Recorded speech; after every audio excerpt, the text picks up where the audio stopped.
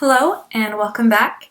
So for today's English video, I'm going to quickly run through a MLA formatting checklist that you can just go through to help make sure that you are formatting an MLA according to MLA guidelines correctly.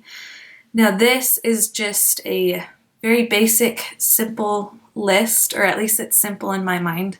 I am an English teacher, so maybe my idea of a basic MLA format checklist is different than yours, but as an English teacher, these are the major things that I do look for when I am grading a student's paper and making sure that it is in MLA format. So just kind of working from top to bottom of your page, the very first thing you want to double check that you have is a header that is right aligned with just your last name and an inserted page number. Now making sure that the page number is inserted is very important because the nature of the header is that whatever you type in it repeats on every subsequent page. And so if you are just typing your last name and then typing 1, because it's like the first page of your document, then every other page is also going to say 1. So you do have to go up to the menu bar and insert your header, or insert the page number into your header from there. And then again, just make sure that it's right aligned and that your last name is preceding the page number. And you don't need to say like page and then the number, just last name and the number. The second thing that you need to do is have 4 items of identification for yourself. Now these are not in your header because you don't want them on every single page. So make sure you're not in your header anymore. And these are now going to be left aligned. And you just need your name first. And please make sure that you're capitalizing your own name. It's so obvious that punctuation and grammar is just going to be atrocious throughout a paper if a student is not even capitalizing their own name. So please just be careful with that. But the first thing that you need to have is your name, first and last. And then the second thing, so the second and third thing, I have seen different things, different sources saying they can go either or. But what I have found on most things is saying that the second item is the course that you are in. So your name, hit enter once, type the course. And so if you are in history, you'll type history 4100, or with my students, I tell them to just put English 7 because they are in 7th grade English. And so you just put the course. After that, then you put your instructor's name. So whether they're a professor or a teacher, you just put their name, and do be mindful that you're spelling it correctly because they'll probably notice. And then you enter again, and you put the due date of your paper. So that is something that I was super relieved to figure out later on in my schooling career, because I always was thinking that you were supposed to put the date that you were working on it or the date that you started it.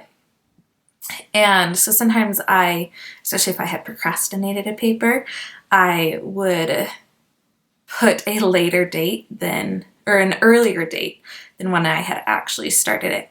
But you don't have to fudge and do that. You just put the date that the assignment is due. So I do like it when it's put in the European format where it goes the day, month, and year. So from smallest measurement of time to largest, but honestly, it doesn't really matter. You can do month, day, year, whatever. So those are the first two things. And then the third thing going down on your paper is to have a title that is centered. That's basically all the fancy formatting it needs beyond that. You should not be putting your title in a different font size. You should not be putting it in a different font style. Don't bold it, don't italicize it, don't do anything else other than center your title. And if it's more than one word, do make sure that you're capitalizing it accordingly. Then after that, you should just have your essay and the writing. If you are using outside sources, make sure that you're using in-text citations and that those in-text citations are correct, that they are just, you've got your quote or your paraphrase or whatever, and then you have parentheses, the author's last name and page number, and then the period after that. And of course, all of your in-text citations should correspond to the works cited page at the very, very end of your document. And I think I'll just have to make an entirely different video about works cited pages because there's a lot to them. But just know if you are using outside sources, quoting anything, you do need to have in-text citations and then a corresponding works cited page. Okay, and then after that, just all around basics that are especially noticeable. Make sure that you just highlight everything. You can do that by hitting Control A. I always just kind of think of that as meaning Control All, like so you're highlighting everything. And make sure that it is all 12-point font. It should all be Times New Roman font.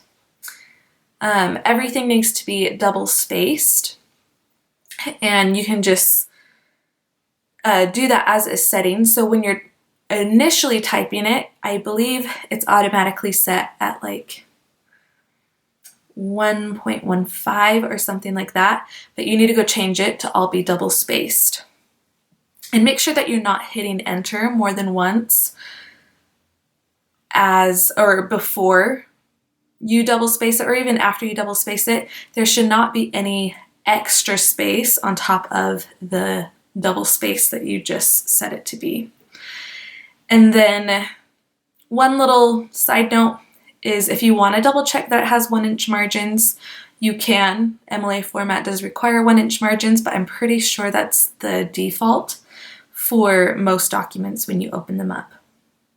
So just make sure all of the text in your essay is 12-point font, Times New Roman, and double spaced, and double check that your header is following that as well, because when you highlight everything in your document, it doesn't always include the header, so you may want to go double check the header and see that it is 12-point font, Times New Roman as well.